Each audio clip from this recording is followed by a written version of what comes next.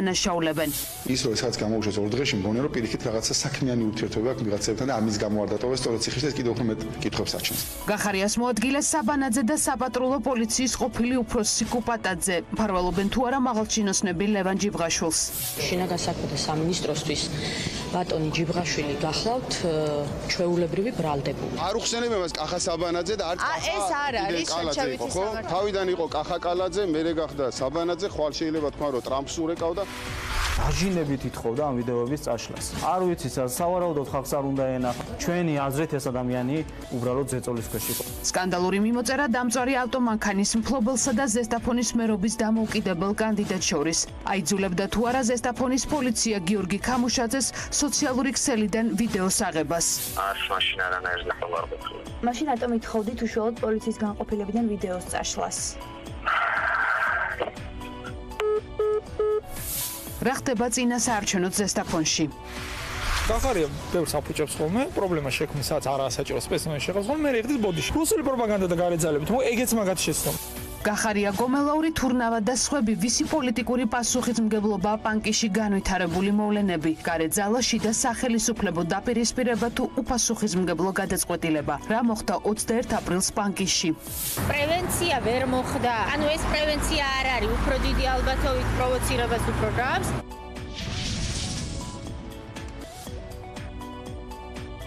წინა საარჩევნო სავარაუდო ზეწოლა ზესტაფონში დამოუკიდებელი მერობის კანდიდატის მხარდამჭერის მანქანის დაწვის საქმეზე ვახტანგ გრობაქიძე ქართული ოცნების მაჟორიტარ დეპუტატ შალვა კიკნაველიძეს შანტაჟსა და ზეწოლაში ადანაშაულებს.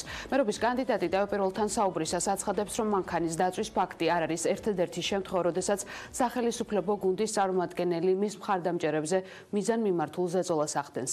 ამ ყველაფერს ვახტანგ გრობაქიძე ზესტაფონში მოახლოებულ მერის შუალედურ არჩევნებს უკავშირებს. თავდაპირველისთვის ცნობილი გახდა ის მიმოწერაც, რომელსაც დაზარალებული მანქანის მფლობელი გამოკითხვიდან წერდა, სადაც გიორგი ქამუშაძე დამოუკიდებელ კანდიდატს ცეცხლმოკიდებული მანქანის ვიდეოს წაშლას თხოვდა. ჩვენ დაუკავშირდით დაზარალებულსაც, გიორგი ქამუშაძე უარყოფს შანტაჟისა და დაშინების ფაქტებს.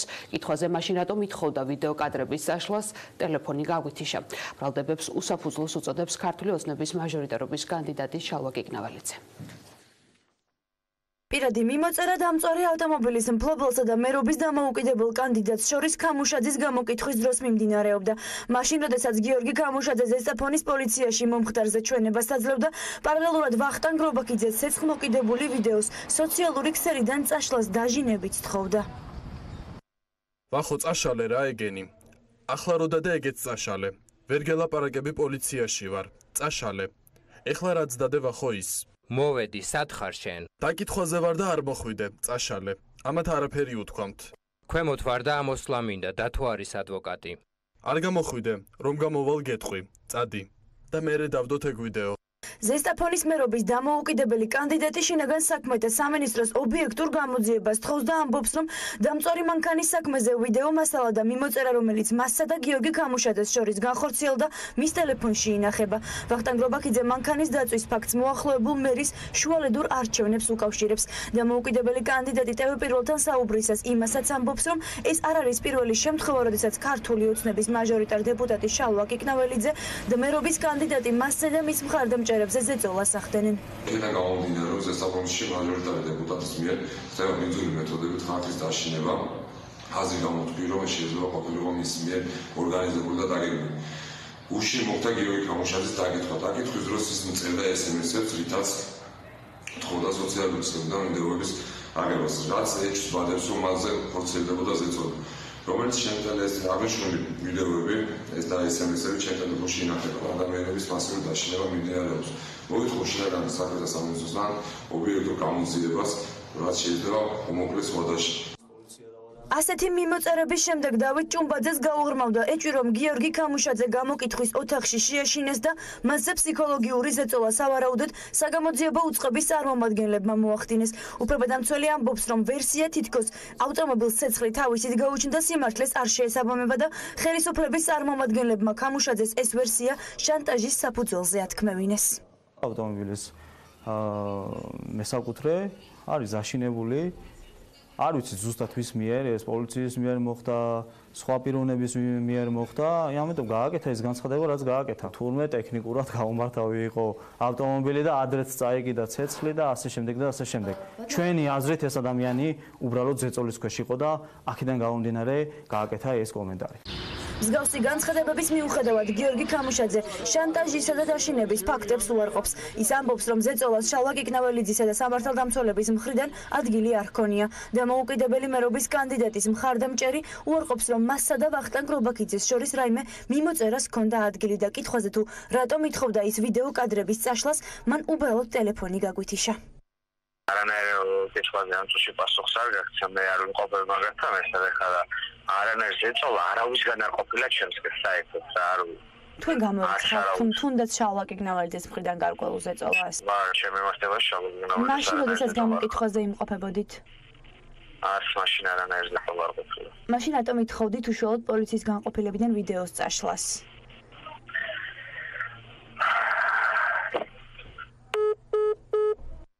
გაჟღერებულ ბრალდებებს უსაფუძვლოს უწოდებს თავად ქართული ოცნების მაჟორიტარ დეპუტატი შალვა კიკნაველიძე, რომელმაც გითხრა, რომ ცილისმწამებლური განცხადებების გამო ის დავას სასამართლოში გააგრძელებს და ვახტანგ რობაქიძეს საჯაროდ ბოდიშს მოახდევინებს.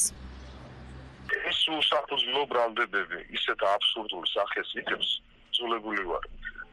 მიმართო სასამართლოს მოვითხოვო მათგან აბსურდულ ბრალდებებზე შესაბამისი ფაქტების წარმოდგენა ან საჯაროდ უარყოფა მათი განცხადებების და ბოდიში მოხდა მოვითხოვო. მოუწოდებ ოპონენტებს საარჩევნო კამპანია წარმართონ წყნარ მშვიდ ვითარებაში. რა გახდა ავტომანქანის დაწვის მიზეზი, ამაზე პასუხი ექსპერტიზამ უნდა დაადგინოს. ამ დროისთვის მომხდარზე გამოძიებას შინაგან საქმეთა სამინისტრო 197 მუხრით აწარმოებს, რაც სხვისი ნივთის განზრახ დაზიანებას გულისხმობს.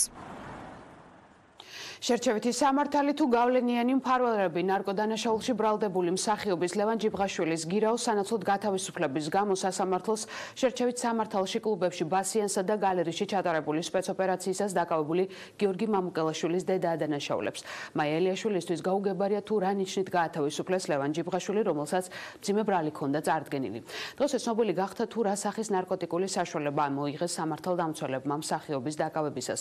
აქვს თუ არა ლევან ჯიბღაშვილს პრივილეგიები. მსახიობის დაკავებასთან დაკავშირებით პოლიტიკოსების და სამოქალაქო აქტივისტების ნაწილს კითხვები აქვთ. ეჭვები რამდენიმე ფაქტმა გამოიწვია, მათ შორის სოციალურ ქსელში გავრცელებულმა ფოტოებმა და ასევე ნარკოდანაშაულის ბრალდებით დაკავებულის 2 დღეში გათავისუფლება. ბიზნესმენი და მსახიობი კი ირწმუნება, რომ მეგობრების გავლენებით არასდროს უსარგებლია. გურჩას ამ ქვეყანაში არის შერჩევითი სამართალი. შავდებული გიორგი მამუკელაშვილის ოჯახი სასამართლოს და ხელისუფლება შერჩევით სამართალში ადანაშაულებს. მაია ელიაშვილის შვილი 13 მაისს ღამის კლუბებში ჩატარებული სპეცოპერაციის დროს ნარკოდანაშაულის ბრალდები დააკავეს. სასამართლო მამუკელაშვილი დამნაშავედ ორიაბი ექსტაზის გამოცნო და 8 წლის თავისუფლების აღკვეთა მიუსაჯა. მაია ელიაშვილისთვის გაუგებარია, რატომ გამოუშვეს ლევან ჯიბღაშვილის საპატიმროდან მაშინ, როდესაც მის შვილს საპროცესოს გაფორმებაზეც კი უარი უთხრეს. მე იმ ბიჭის წინააღმდეგ კი არაფერი არ მაქვს და არც ვიცნობ და ყველა მეცოდება ეხლა მართლაც იხისთვის, მაგრამ მაგაში არ არის საქმე. არ შეიძლება რომ იმას 10,000 გირაო და ჩვენ უბრალოდ გირაოზეც უარს, გირაოზე ხო გვითხოვს უარი და საპროცესოსაც არ გვიფორმებენ. წარმოგიდგენიათ, რისი გულისთვის იგი უნდათ რომ აი ეს ეგრეთ წოდებული გახარია სპეცოპერაცია, რომელიც ჩაატარეს, ვითომ 8 კაცი ბანდა დაიჭირეს, რომლებიც არც ერთი ბიჭი ერთმანეთს არ იცნობს. წარმოგიდგენიათ. თანამშრომლობა გამოძიებასთან თუ მეგობრობა ძალოვანი უწყების წარმომადგენლებთან. მოხდა თუ არა ჯიბღაშვილის გათავისუფლება შინაგან საქმეთა მინისტრის მოადგილის დახმარებით. ეს კითხვები საზოგადოების ნაწილს მას შემდეგ გაუჩნდა, რაც სოციალურ ქსელში ფოტოები გავრცელდა. ფოტოები გიორგი გახარიას მოადგილესთან, საპატრულო პოლიციის ყოფილ უფროსთან, ქართული ოცნების მოქმედ და ყოფილ მაღალჩინოსნებთან საზოგადოებას აფიქრებინებს, რომ ჯიბღაშვილი გავლენიანი ნაცნობების დახმარებით გაათავისუფლეს. არ უხსენებ მას კახა საბანაძე და არც კახა ეს არ არის შერჩევითი სამართალი. ან ახსენა კახა ასლანიშვილი, რომელიც ეს განმარტება გუშინ გააკეთა თქვენმა ტელევიზიებმაც ეს ნაწილი გააშუქეს და შესაბამისად დანარჩენი ახლა თავიდან იყო კახა კალაძე, მერე გახდა საბანაძე, ხვალ შეიძლება თქვა რომ ტრამპს ურეკავდა, ნუ ეს არ არის სერიოზული. რა ტიპის და რა რაოდენობის ნარკოტიკით დააკავეს სამართალდამცველება ლევან ჯიბრაშვილი. ეს ინფორმაცია მსახიობის დაკავებიდან 2 დღის შემდეგ გავრცელდა. საზოგადოების მწვავე პროტესტის შემდეგ ახარიას უწყებას და მსახიობის უფლებადამცველს ინფორმაციის გასაჯაროება მოუწიათ. იკვლევ, რომ პოლიციამ ჯიბრაშვილის ავტომობილის შხრეკისას 9 გრამი კოკაინი და 2 ნატეხი კლუბური ნარკოტიკი ამოიღეს.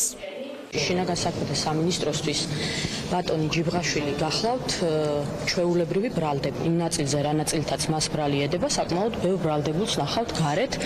გირაო შეფარდებულს, ჩემთვის უბრალოდ ცოტა გაურკვეველია, ალბათ ბატონი ჯიბრაშვილი თქოს რომ პატიმარი ყოფილიყო, სხვანაირ კონტექსტში დაისმებოდა ალბათ შეკითხვები, იქნებოდა რომ რამდენად მძიმეა კანონმდებლობა და ნარკოპოლიტიკა და როგორ უნდა შევცვალოთ ეს ნარკოპოლიტიკა, იმიტომ რომ აი ცნობილი სახეობითი დაცვის სტრატეგიიდან გამომდინარე მიგვაჩნდა რომ ამ საკითხის გასაჯაროება არ იყო მიზანშეწონილი, მაგრამ ვინაიდან ეს არის საზოგადოებრივად მაღალი ინტერესის საგანი და სხვადასხვა პოლიტიკური სპეკულაციების საგანი გახდა, მინდა მოგაწოდოთ ინფორმაცია, რომ ლევან ჯიბრაშვილის ავტომობილის შხრეკის შედეგად ამოღებულ ჩანთაში იყო 9 გრამი კოკაინი და 2 ნატეხი ეგრეთ წოდებული კლუბური ნარკოტიკი.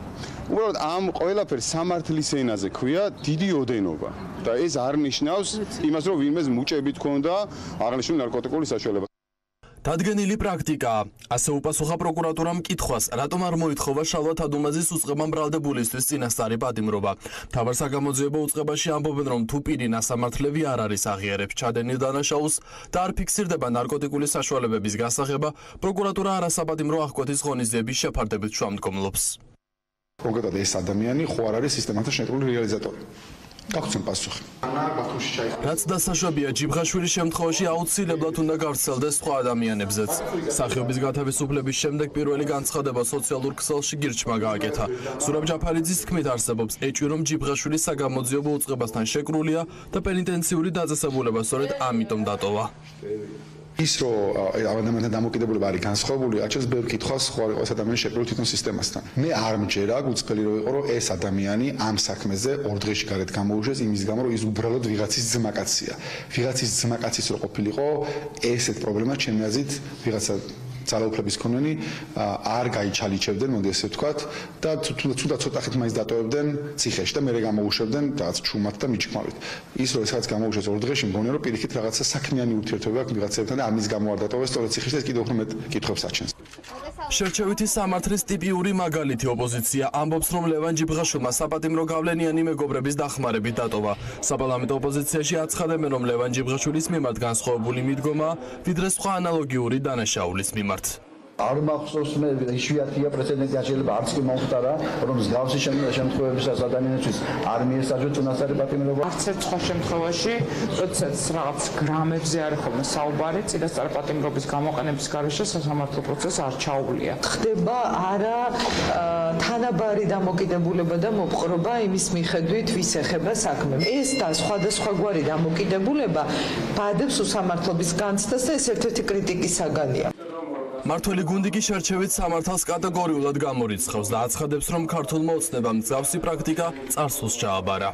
ეს წმინდა წყლის სპეკულაცია ნებისმიერ ადამიანთან, მით უმეტეს გამოჩენილ მსახიობთან, თქვენს შეიძლება გქონდეთ სურათი გადაღებული და თქვენ უფროსიც. მე არ მაქვს ჩიპოში.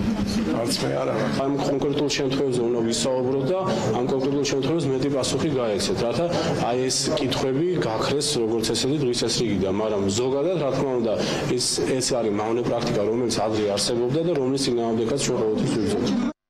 ის რომ საქმე შესაძლოა შერჩევით სამართალთან მქონდეს ამის შესახებ არასამთავრობო ორგანიზაციების ნაწილი ღიად საუბრობს. ზოგადად ის რომ ქვეყანაში ნარკოპოლიტიკა არ არსებობს და ხანგრძლივი დისკუსიების მიუხედავად ჩვენ პერიოდულად როდესაც გავსტიპის შემთხვევებს ხედავთ და ცნობილ ადამიანებს უკავშირდება მოვლენები გვიწევს თემის და დისკუსიის გააქტიურება, თუმცა მინდა გითხრათ რომ წარმოვიდგინეთ სიტუაცია, როდესაც მსგავსი პრობლემები შეიძლება ექნებოდა ადამიანებს, რომლებიც არავისთვის ცნობილი არ არის და რამდენი ასეთი საქმე შეიძლება იყოს დღეს სამართალდამცავი ორგანოების წარმოებაში. ზოგადად სტანდარტი ცხადია უნდა იყოს ერთი, მართლმსაჯულება არ უნდა იყოს შერჩევითი. ნარკოდანაშაულის ბრალდებით დაკავებულმა ლევან ჯიბრაშვილმა საპატიმრო 10,000 ლარის გადახდის შემდეგ დატოვა. წინა სასამართლო პროცესი 4 ივნისს გაიმართება. ბრალის დამტკიცების შემთხვევაში მას 6 და 8 წლამდე პატიმრობა ემუქრება. პოლიციელები, რომლებსაც სასტიკცემაში არ ადამიანურ მოპყრობასა და წამებაში ადანაშაულებენ პოსტებს ისევ ინარჩუნებენ. საქმე ორ სხვადასხვა შემთხვევას ეხება, რომლებიც 2019 წლის გაზაფხულზე მოხდა. უჩაილაშვილის დაკავებას და ზვიად მთავრიშვილის გარდაცვალებას. ზვიად მთავრიშვილის ოჯახის წევრების მტკიცებით, სამართალდამცველების მიერ ნაცემი მამაკაცი 1 აპრილს გურჯაანის ავადმყოფოში უგონოდ გადაიყვანეს, შემდეგ კი გარდაიცვალა.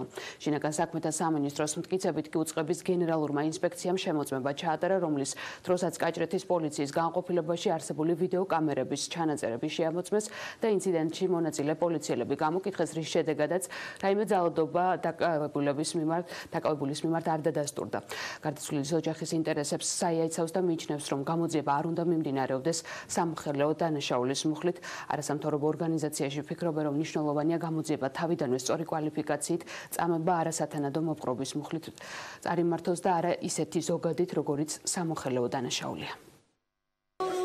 პოლიციელები, რომლებსაც ზვიად მთავრიშვილის ოჯახი 55 წლის მამაკაცის სასტიკად ცემაში ადანაშაულებს თანამდებობაზე რჩებიან.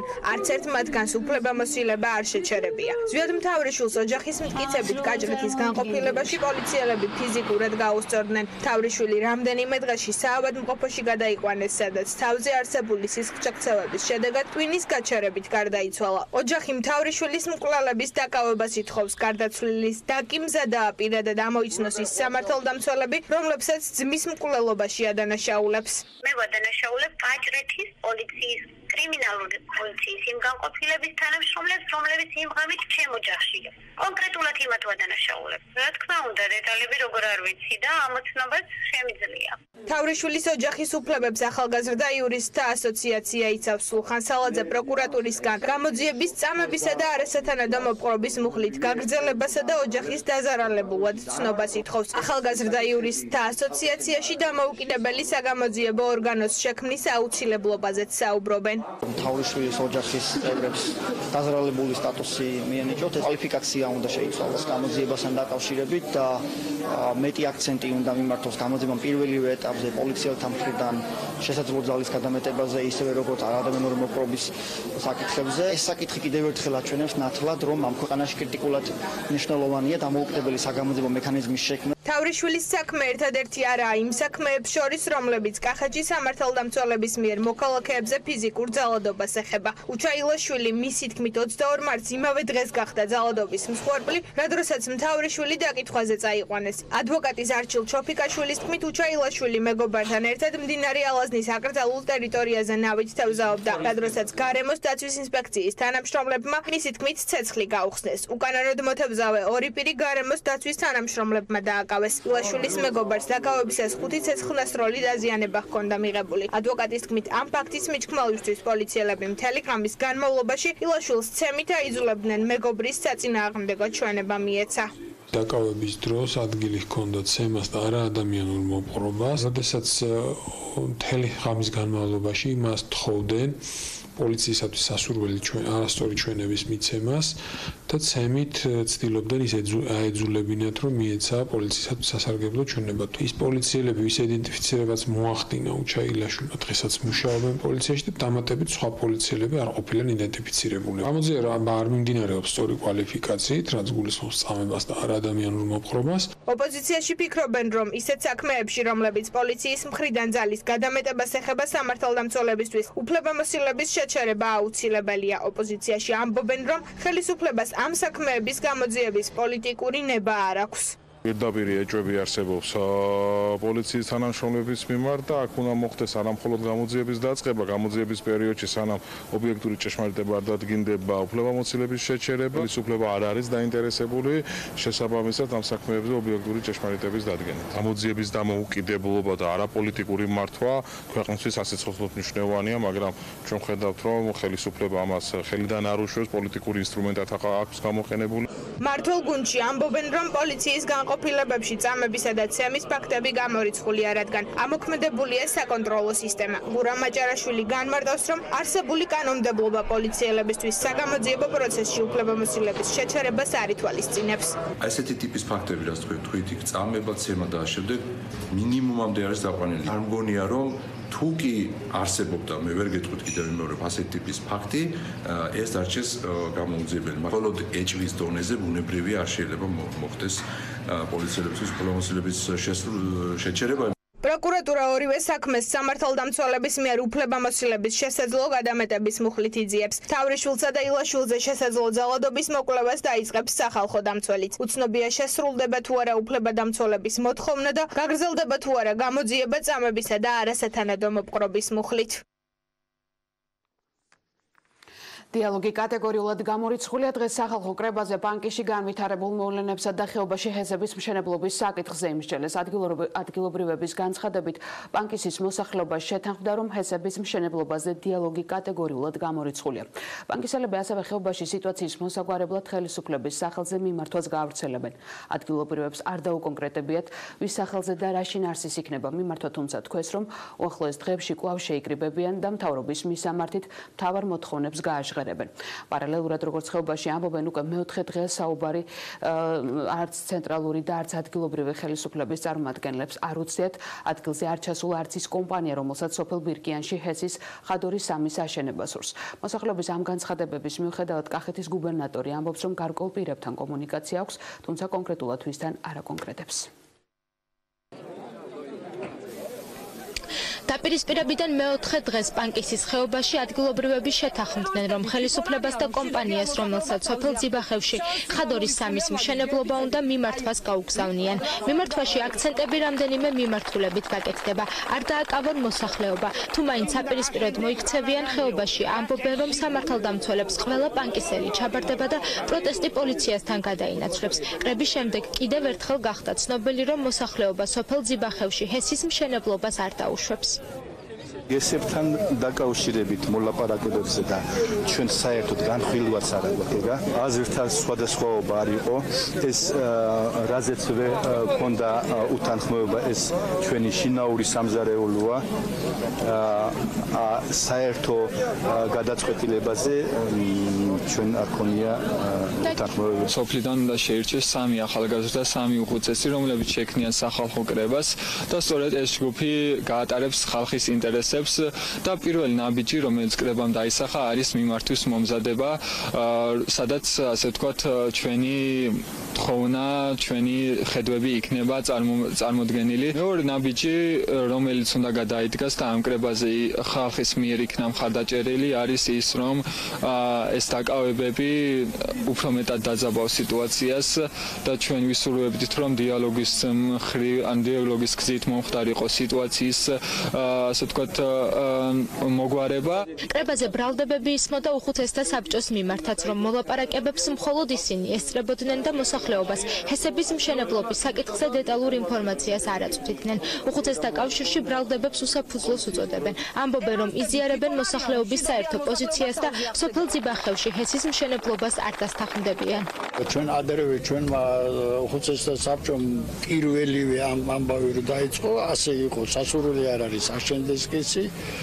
თუ მაინც და მაინც სახელმწიფო აშენებს ამას, მაშინ რაც შეიძლება მეტი სარგებელი მივიღოთ და ბოლოს იყო რაც მთავარია, რომ დაუდგებით იქ, სადაც ხალხი დგას. კვირას რაც ამბავი მოხდა, ამის შემდეგ მე ვფიქრობ, რომ მოლაპარაკებას არანაირი აზრი არ აქვს.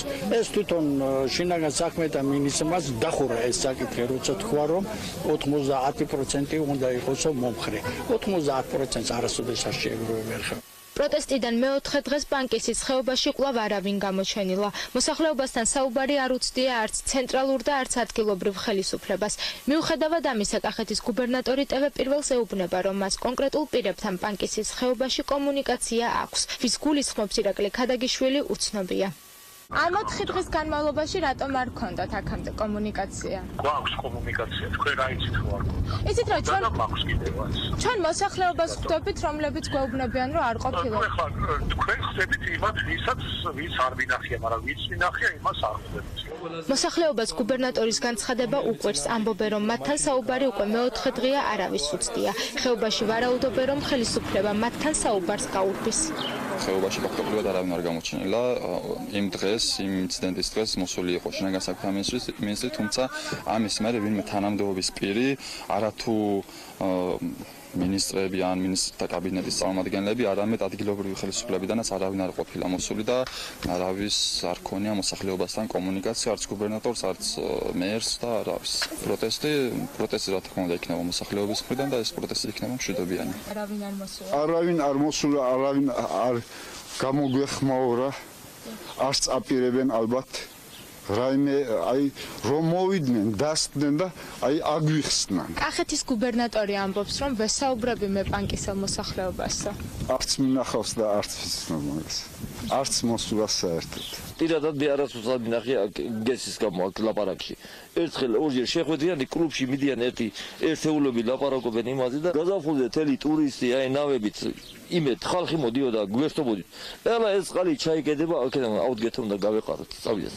იმ ადგილზე, სადაც დაპირისპირების დროს 38 სამართალდამცველი და 17 ადგილობრივი დაშავდა, დღეს დროებითი საგუშაგოს მონტაჟი დაიწყო, სადაც დაცვის პოლიცია დაჩერდება. ტერიტორიაზე კვლავ რჩება 50-მდე სამართალდამცველი.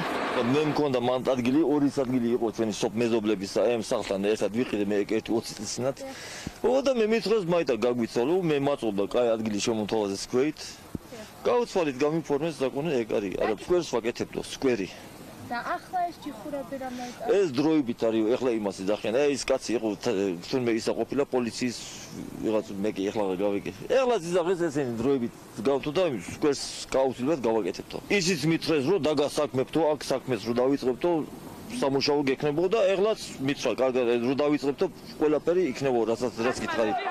დაპირისპირებიდან მეოთხე დღეს პანკისის ხეობაში სიმშვიდეა. ის ადგილი, სადაც ერთმანეთს სამართალდამცველები და მოსახლეობა დაუპირისპირდნენ, ყვითელი ლენტითაა შემოსაზღვრული. ამ დრომდე არ გაუტანიათ ის დამწვარი ტრაქტორი, რომელსაც ადგილზე ჰესის სამშენებლო სამუშაოები უნდა დაეწყო. ტერიტორიაზე კვლავ დაფანტულია ცხელმსადენი გაზის ყუმბარები და რეზინის ტყუები, რომლებიც სპეცრაზმა პანკისელების წინააღმდეგ გამოიყენა. იყო თუ არა პანკისში განვითარებული პროცესები გარე ძალის მიერ პროვოცირებული თუ საქმე ჰქონდა ხელისუფლების შიგნით არსებულ დაჯგუფებების დაპირისპირებასთან. მის ეკისრება პასუხისმგებლობა სამართალდამცველებსა და ადგილობრივებს შორის მომხდარ დაპირისპირებაზე. ვინ რას ფიქრობს, რა მოხდა ხეობაში? ანალიტიკოსები და იურისტები ამბობენ, რომ სრულიად ხელისუფლება ცდილობს პასუხისმგებლობა მომხდარზე გიორგი გახარიას დააკისროს, არადა შესაბამის მოუწყებებმა უნდა დაინახოს საკუთარი როლი მომხდარში. თბილისის ყოფილი პროკურორის თქმით, კი თუ შინაგან საქმეთა სამინისტრომ პრევენციის მიზნით დააყენა პოლიცია ხეობაში, პრევენციის ნაცვლად პროვოკაცია მივიღეთ. პანკისში განვითარებული მოვლენების 4 დღის თავზე მთავარი შეკითხვა, ვინ უნდა აიღოს მომხდარზე პოლიტიკური პასუხისმგებლობა კვლავ უცნობია. შინაგან საქმეთა სამინისტრო, რომელმაც ხეობაში ჯერ 35 პოლიციელის მობილიზება განახორციელა, შემდეგ კი უპრეცედენტო რაოდენობით სპეცრაზმი შეიყვანა, ძალის გადამეტების ნიშნებს ვერ ხედავს. გახარიას მოადგილემ დღეს ჟურნალისტების მწვავე შეკითხვებს არ უპასუხა და გვითხრა მხოლოდ ის, რომ პოლიციელების მობილიზება ადგილზე ადგილობრივების უსაფრთხოებას ემსახურებოდა. საუბრები იმის შესახებ, რომ იქ პოლიციამ რაღაცას გადაამეტა, რომ რაიმე თურმე პოლიციას იარაღი არ უნდა ქონოდა, რეზინის ტყუები არ უნდა გამოეყენებინა, აბსოლუტურად ყველა ქმედება, რაც იქ პოლიციამ განახორციელა, იყო კანონის ჩარჩოებში და ფარგლებში მოქცეული. იქ პოლიცია იმყოფებოდა, იქ მყოფი ადამიანების, უფლებების და უსაფრთხოების დასაცავად. განცხადება ამაზე გავაკეთეთ. თავდაპირველად იქ გახდათ 35 პოლიციელი. ადგილობრივების უსაფრთხოების უზრუნველყოფა კი პარლამენტის ვიცე-სპიკერის განცხადებით მოსალოდნელმა პროვოკაციებმა გამოიწვია. თამარ ჩიგოშვილმა თოქ-შოუ რეაქციაში თქვა, რომ არსებობს გარკვეული ჯგუფი, რომელმაც ჯერ მოსახლეობის ჰესის მშენებლობის საწინააღმდეგოდ განწყობა მოახერხა და რომელიც სავარაუდოდ პროვოკაციების მოწყობასაც გეგმავდა. ვინ არის ეს ჯგუფი? ჩიგოშვილმა არ დააკონკრეტა. ფაქტი არის, რომ რაღაცა ერთ პატარა პროექტთან დაკავშირებით იყო იმხელა შიშები მოსახლეობაში, რომ ამაზე ვიღაცას ძალიან აქტიურად ქონდა. იყო ინფორმაცია იმასთან დაკავშირებით, რომ იყო მცირე ჯგუფი, რომელსაც შეიძლებოდა ამ მისთვის წინააღმდეგობა გაეწია და შესაბამისად სპეცრაზმით პოლიცია იქ არ მისულა.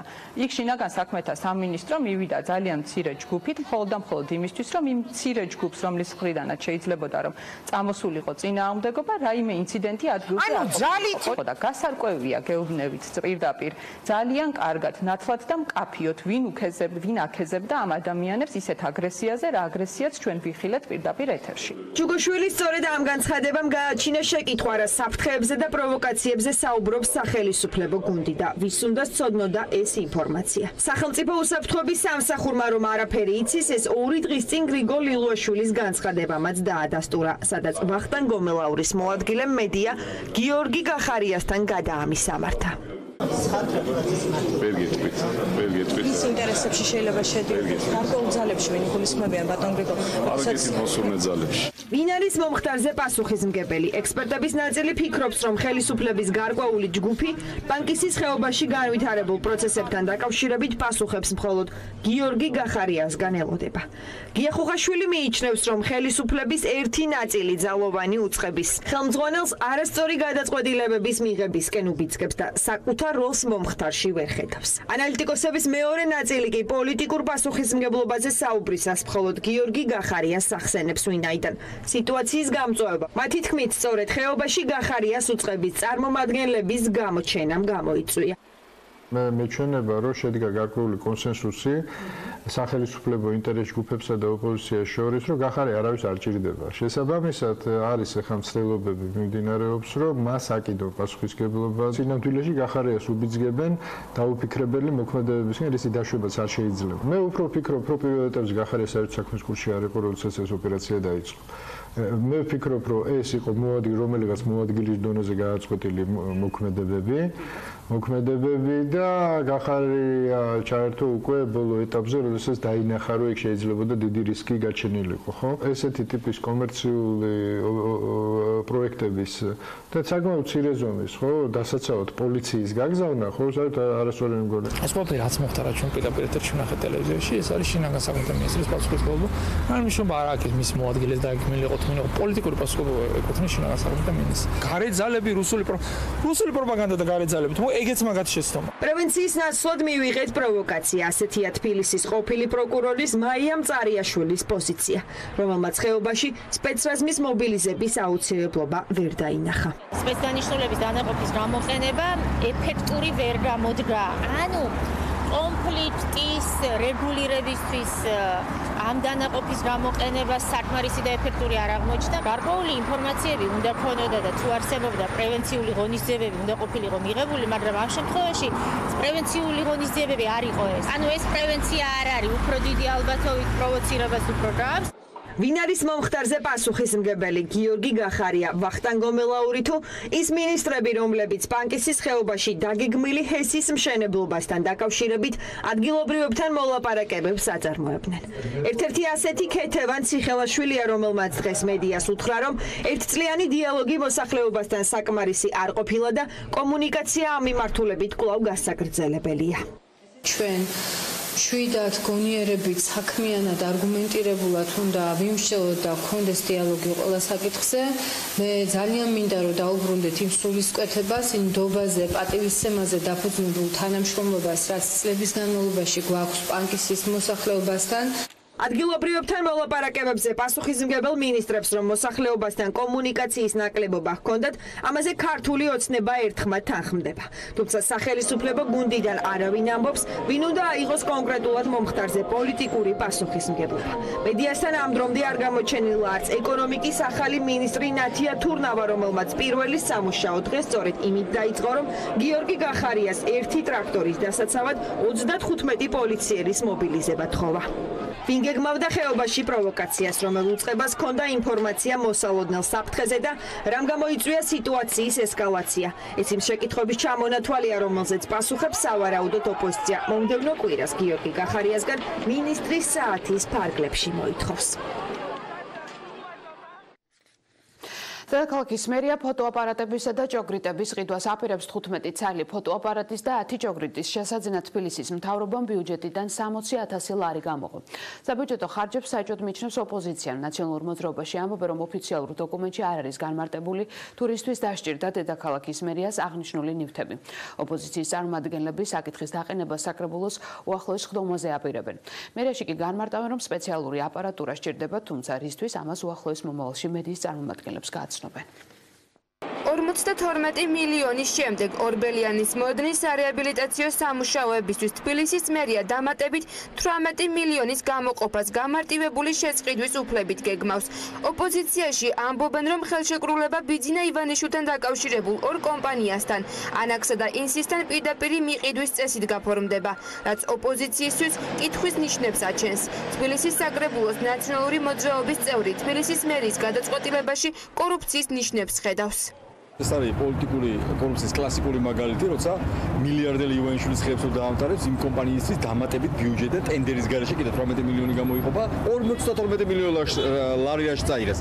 ახლა რომ ამბობენ, რომ მიგვაკლდაო, უკაცრავად, მაგრამ შეიძლება სამუშაოების 5% მიგაგდეს, ან 10, მაგრამ საუბარია 40%-ზე.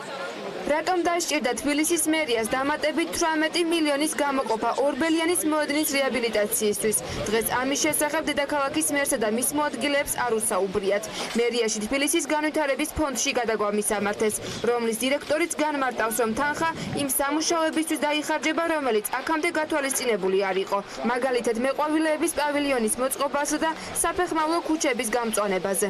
ბაღებში მწვანე თარგების გაფართოება, შენობების დეკორატიულ განათებას, ასევე პარკინგის აღჭურვას ვიდეომეთვალყურეობის და ასე ვთქვათ შესვლოგასვლის სისტემით. 2 წლის წინ მე ვერ მეცოდინებოდა ვერც პარკინგის ზუსტი კონფიგურაცია, იმიტომ რომ მართლა შეიცვალა. ასევე ვერ მეცოდინებოდა პირობითად ნიშნულები როგორი მექნებოდა, რომ საფეხმავლო ქუჩების მოწყობის კონცეფცია როგორი მექნებოდა ბოლოში.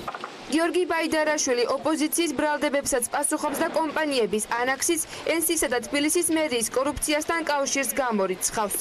ეს არის სრული სიცრუე და ეს არის არასერიოზული განცხადება, იმიტომ რომ ინსი და ანაგი არსებობდა მაშინაც, როდესაც არ არსებობდა ფონდი. ვინც დაიწყო ძეგლის რესტავრაცია, მან დაამთავროს.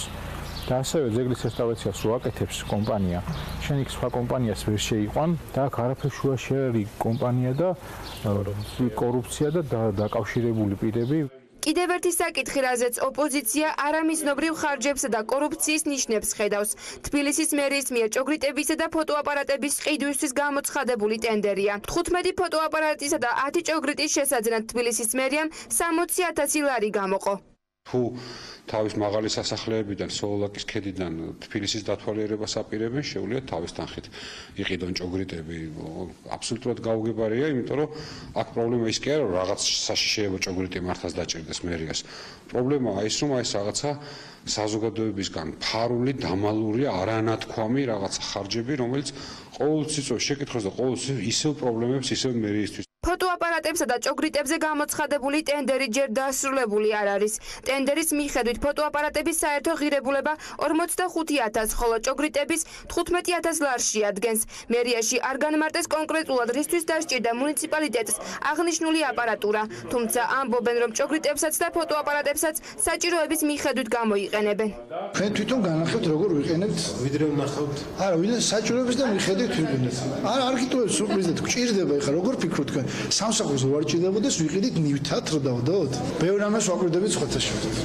ორბელიანის მოედნის და მიმდებარე ტერიტორიის რეაბილიტაცია 2017 წელს დაიწყო და თბილისის მერია მის დასრულებას ამავე წელს გეგმავდა. თუმცა 3 წლის შემდეგ თბილისის მერიაში არ გამორიცხავენ, რომ 18 მილიონთან ერთად სარეაბილიტაციოდ დამატებით თანხების გამოყოფა გახდეს საჭირო. ისევ შეფერხებული მეტრო თბილისში სატრანსპორტო კომპანიის განმარტებით შეფერხება მეტრო სადგურ გოცირიძეზე ღია უბანზე ძალოვანი სადენის დაზიანებამ გამოიწვია ხანძრის გამოდელისის მეტროს პირველ ხაზზე მუშაობა 1 საათის განმავლობაში შეჩერებული იყო. მგზავრებს მეტრო ახმეტელის ტერიტორიის დატოვება მოსთხოვეს, ვაგონები დააცლევინეს სადგურის მოედანზე მყოფ მგზავრებსაც. ამ დროისთვის პრობლემა აღმოფხვრილია და მეტროპოლიტენმა მუშაობა განაახლა. დაზიანდა მაღალი ძაბვის კაბელი, რამაც გამოიწვია მეტროს სადგურის გაჩერება. ეს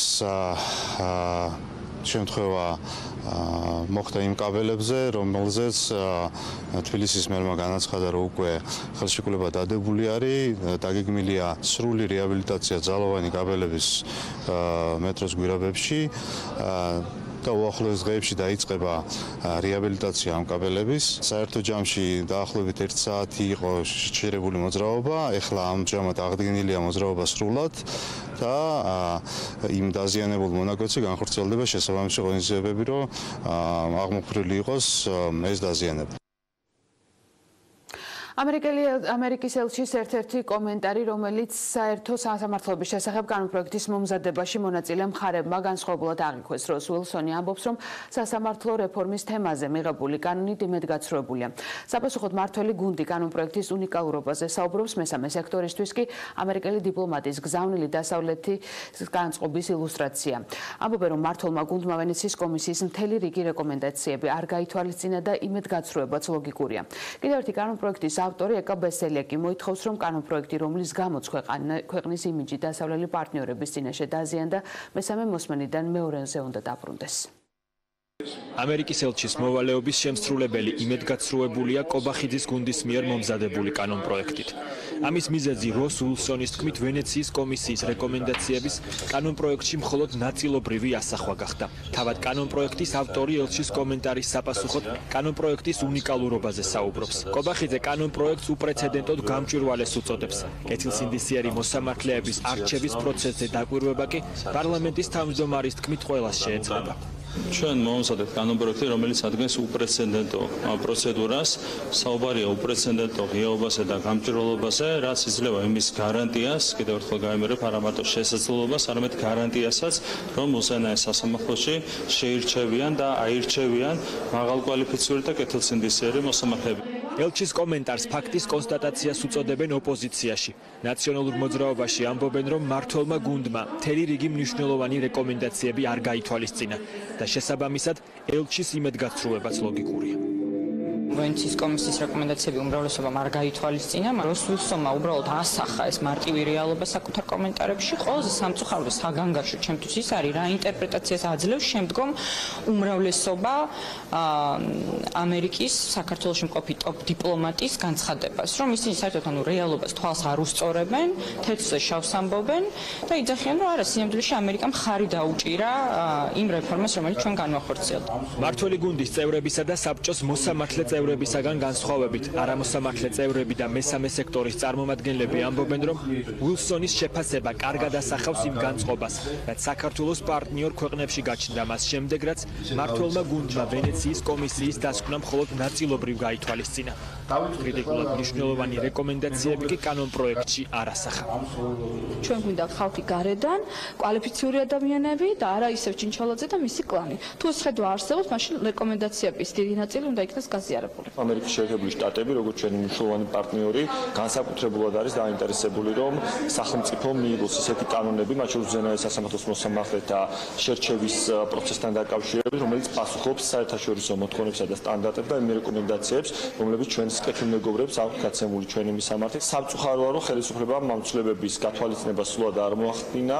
ელჩის კომენტარზე მმართველი გუნდის შეფასებებს თეთრზე შავის მტკიცებას ადარებს ეკა ბესელია. ოცნების ყოფილი წევრი მოითხოვს, რომ კანონპროექტი, რომელიც შინაარსის გამო დასავლელი პარტნიორების იმედგაცრუებას იწვევს, მესამედან მეორე მოსმენაზე დაბრუნდეს. ეკა ბესელიას მოთხოვნის შესრულებას პარლამენტის თავმჯდომარე მხოლოდ იმ შემთხვევაში აპირებს, თუ მთავრობის ოპონენტები ევროკავშირის ქვეყნიდან დაასახელებენ მაგალითს, სადაც ასეთი გამჭვირვალე კრიტერიუმები მოამზადეს. ის ყალბი პოზა, რომ თითქოს რეკომენდაციები აისახა კანონპროექტში, ესე არ საღდება და ძალიან უხერხულია. მგონია, რომ ეხლა კიდევ არის შანსი დარჩენილი, რომ მესამე მოსმენიდან მეორე მოსმენაზე დაბრუნდეს კანონპროექტი. თუ ესე არ მოხდება და არ იქნება გაზიარებული ეს რეკომენდაციები და ამ შანსს არ გამოიყენებს მმართველი პარტია, ეს ძალიან მძიმე პოლიტიკური ფასის მატარებელი იქნება. თუ ერთი ოპონენტი მაინც მოიტანს ევროკავშირის რომელიმე ქვეყნის მაგალითს, სადაც ამის მიათედი მაინც არის გაწერილი, მაშინ შეიძლება ჩვენ დავაბრუნოთ მეორე მოსმენაზე ეს კანონპროექტი.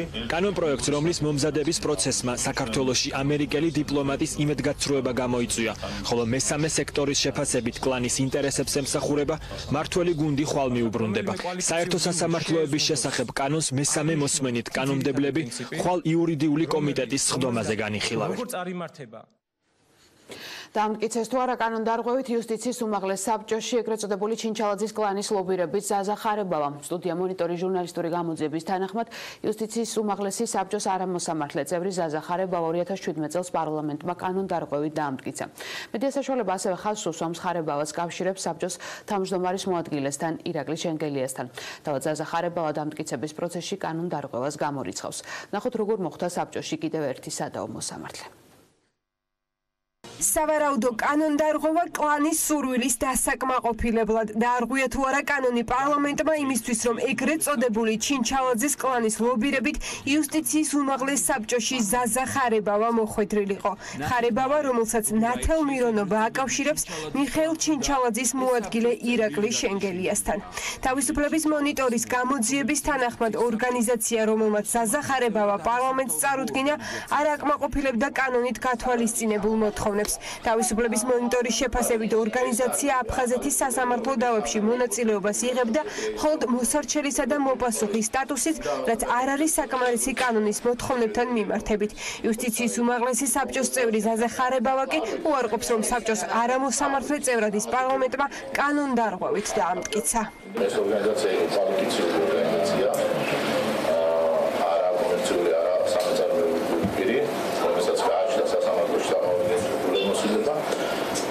მე ამ ორგანიზაციისგან მქონდა შესაბამისი დოკუმენტები, რაც წარვადგინე პარლამენტში შესაძლოა აფრიკილიყო. პარლამენტის კომიტეტში ეს დოკუმენტაცია ვერ გაივლიდა ლეგიტიმაცია. ზაზა ხარებავას ეგრეთ წოდებულ კლანთან ახლობლობის შესახებ იუსტიციის უმაღლესი საბჭოს სხვა წევრებმა ახლა გაიგეს.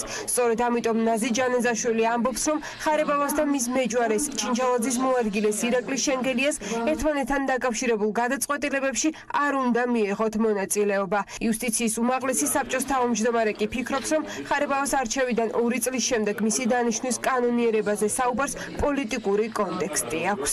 მე პრობლემა სწორედ აქ ხედავ, რომ თუ ისინი იყვნენ ერთმანეთის ასეთი ახლობლები, ამ შემთხვევაში ბუნებრივია საჭირო იყო, რომ ამ შესახებ ორივეს განეცხადებინათ და ერთმანეთთან დაკავშირებით გადაწყვეტილებაში არ მიიღოთ მონაწილეობა. ეს საკითხები ზოგადად გააქტიურდა ზუსტად იმ პოლიტიკური კონტექსტიდან გამომდინარე, რომელიც არის სასამართლოს წინააღმდეგ, ესე ვთქვათ, და დაკავშირებულია რაღაც მოვლენებთან, პოლიტიკურ განცხადებებთან.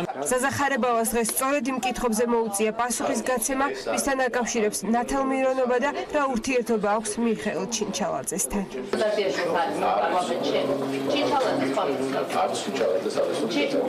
პირადად არის, თუმცა შენგელია თქვენი ახლო მეგობარია, კონსტიტუტი და მე. შენგელია ირაკლი შენგელია, მან შორს მეჯვარია თქვენი. ჩემი მეჯვარი.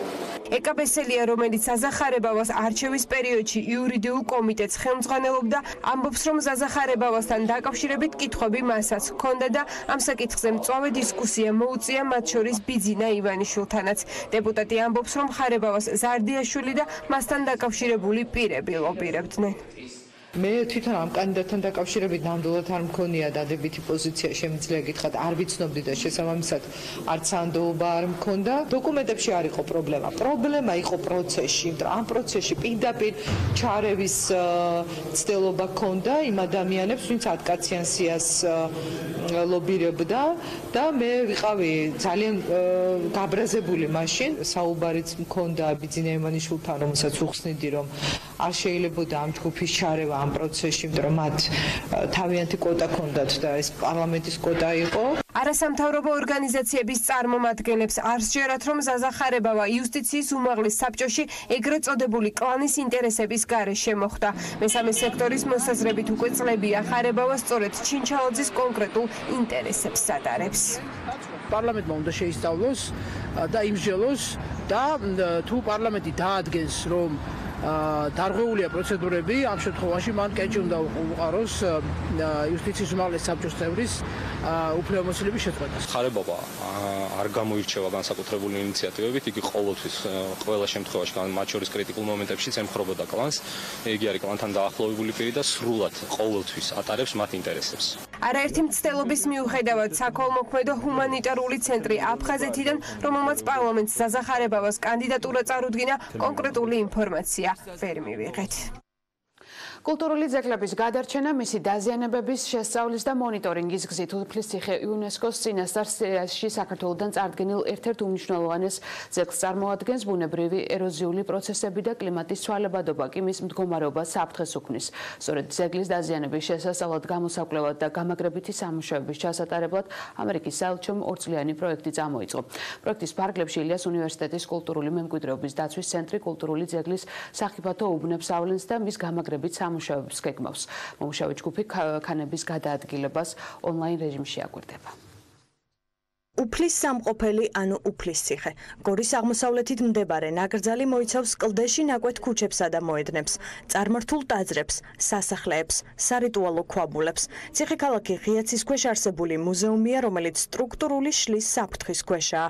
სწორედ მისი მდგომარეობის დეტალური გამოკვლევისთვის, კრიტიკული უბნების გამოვლენისა და მათი გამაგრებისთვის რამდენიმე თვეა ამერიკის საელჩოს დაფინანსებით ილიას სახელმწიფო უნივერსიტეტის კულტურული მემკვიდრეობის დაცვის ცენტრი მუშაობს. ორწლიანი პროექტის ფარგლებში მომუშავე ჯგუფი ადგილზე გეოლოგიურ კვლევებს ახორციელებს, აკვირდება ქანების მდგომარეობას, კლიმატის ცვლილებას და გადაუდებელი სამუშაოების გეგმას სახავს. სამუშაო კონცეფცია ვარძიის პროექტის ბაზაზე შემუშავდა. ამ პროექტის გარდა ცენტრი მოსამზადებელ სამუშაოებს სხვა კულტურულ ძეგლებზეც აწარმოებს. ეს არის ფაქტურად ნაერთი ბუნებრივი ძეგლის და ადამიანის მიერ ხელქმნილი ძეგლის. ამიტომ მისი მოვლა, პატრონობა, შენარჩუნება ეს ძეგლი ისევე ექვემდებარება ხო ბუნებრივ დანგრევას, ეროზიას.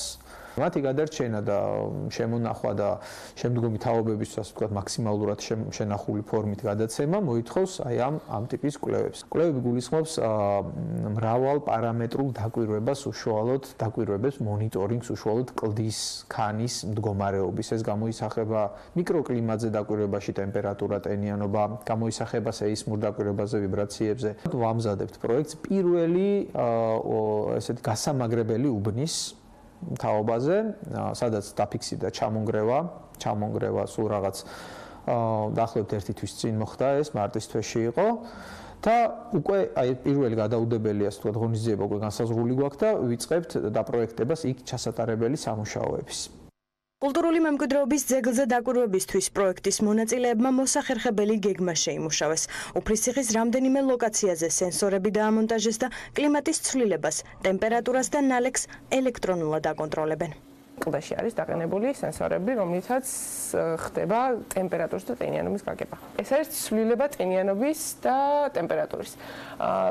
თუ დავაკვირდებით, ანუ აქ ჩანს, როცა ტენიანობა მცირდება, მაშინ იზრდება ტემპერატურა და პირიქით. თუ პერიოდი დიდია ყინვის, მაშინ შესაბამისად უფრო დიდი საფრთხეა იმის, რომ ჩამოიშალოს რაღაც ნაწილი და ამ პერიოდის განმავლობაში ჩვენ ერთი თვეა რაც ეს დავაყენეთ, ჯერჯერობით ამ უფლისციხის მაგალითზე არ გვაქვს. ვარძიის მაგალითზე გახდა საჭირო რომ უფლისციხეზე დაგვეყენებინა იგივე სენსორები. ამ ძეგლების შენახვა და შენარჩუნება ძალიან მნიშვნელოვანია. უფლისციხე ეროვნული მნიშვნელობის კულტურული მემკვიდრეობის ძეგლია, წარდგენილი არის იუნესკოს წინასწარულ სიაში, მსოფლიო მემკვიდრეობის ნუსხის და სხვა რომ არაფერი ვთქვა, თვითონ საქართველოს ისტორიის და ხელოვნების და არქეოლოგიის კუთხით რამდენად ღირებული და მნიშვნელოვანი ძეგლია. მე მგონი ყველას კარგად მოეხსენება. პროექტზე მომუშავე ჯგუფი სამომავლოდ უფლისციხეში მონიტორების დადგმასაც გეგმავს. ამ მეთოდით კლიმატის ცვლილებას ციხე-ქალაქში ადგილზევე დააკვირდებიან, თუმცა აღსანიშნავია, რომ ძეგლის ცვეთა მხოლოდ ბუნებრივ მოვლენებზე დამოკიდებული არ არის. ძეგლის საფეხურები და ბილიკები უამრავი დამთვალიერებლის მიერ ბუნებრივად ზიანდება. პროექტის ავტორები სამომავლოდ საფეხმავლო ბილიკების მოწყობას გეგმავენ. რეალურად ეს არის ცვეთა, ძეგლის ცვეთა დამთვალიერებლისგან, ეს ბილიკები, საფეხურები კლდეში ნაკვეთი 3000 წლის წინანდელი, რომელიც ახლა გადაშლილია გაცვეთილია და თქვენც იცით რომ სხვათა შორის რაღაც კოლოსალურ რიცხვებს აღწევს უკვე დამთვალიერებლების რაოდენობა უფლისციხეში. ამიტომ პროექტი ასევე ითვალისწინებს ესეთი უბნების გამოვლენას და შესაბამისი დამცავი ღონისძიების, დამცავი კონსტრუქციების მოფიქრებას, დამზადებას და ინსტალირებას. მაგალითად ეს შეიძლება იყოს გამჭვირვალე მინით გაკეთებული ან რაღაც სხვა მასალით გაკეთებული ბილიკები, რომლებიც მოგცემს საშუალებას, რომ იგივე გზით ვიმოძრაოთ, მაგრამ ფიზიკურად არ შევეხოთ, არ დავაბიჯოთ იმ უძველეს საფეხურებზე. ორწლიანი პროექტის განსახორციელებლად ამერიკის საელჩომ $200,000 გამოყო.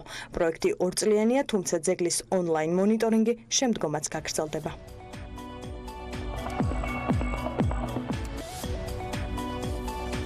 ასეთი იყო ბოლო ინფორმაცია ამ დროისთვის. მე ხვალამდე გემშვიდობებით ნახვამდის.